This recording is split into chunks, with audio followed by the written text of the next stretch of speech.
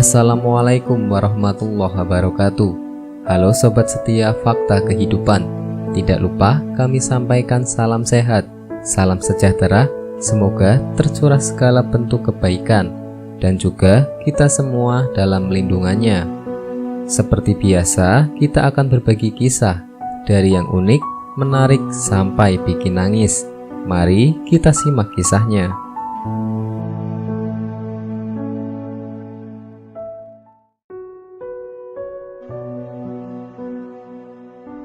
Kisah nyata. Cerita kesaksian, teriakan azab kubur bikin merinding. Tak sedikit orang telah memahami bahwa azab kubur benar adanya dan sangatlah mengerikan. Beberapa orang pernah menyaksikan azab kubur secara nyata atas izin Allah Subhanahu wa Ta'ala. Salah satunya Syekh Ibnu Hajar Al-Haytami, yang kemudian beliau tulis dalam kitabnya yang berjudul Az-Zawahir. Sewaktu saya masih kecil, saya biasa menziarahi kubur ayah saya untuk membaca Al-Quran kepada beliau. Suatu hari, saya keluar setelah sholat subuh di saat masih remang-remang dalam bulan suci Ramadan. Bahkan saya menduga demikian itu adalah pada saat 10 yang terakhir. Bahkan saya menduga demikian pada malam Lailatul Qadar.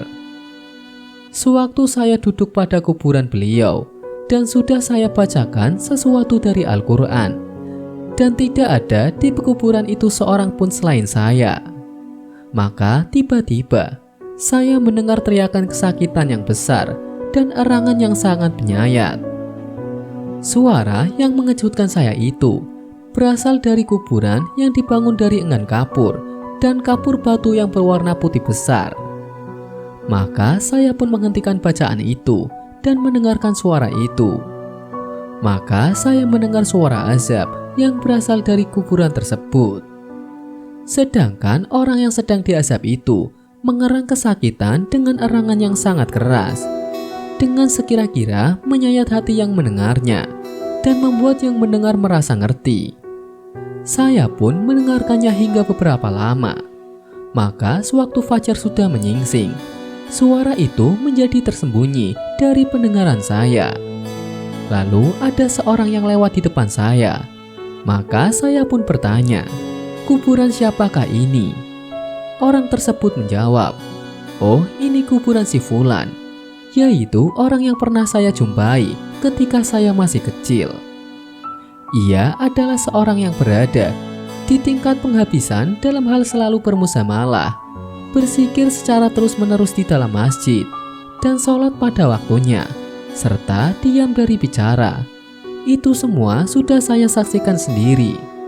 Maka perkara itu membuat saya kaget, karena saya mengetahui sebagai orang yang mempunyai hal yang baik pada zahirnya. Saya pun mulai bertanya dan menyelidiki orang-orang yang tahu tentang hal ihwal yang sebenarnya. Maka mereka pun memberitahu saya bahwa ia adalah seorang pemakan riba.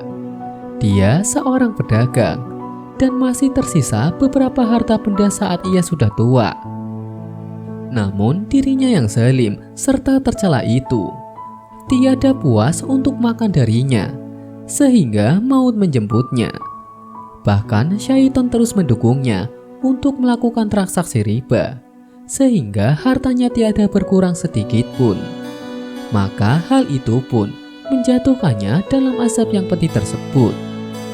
Sehingga saat bulan suci Ramadan dalam malam Lailatul Qadar, ia tetap diazab, tuturnya. Nauzubillah min dzalik. Semoga kisah berikut bisa menjadi pelajaran kita semua. Wallahu a'lam bishawab.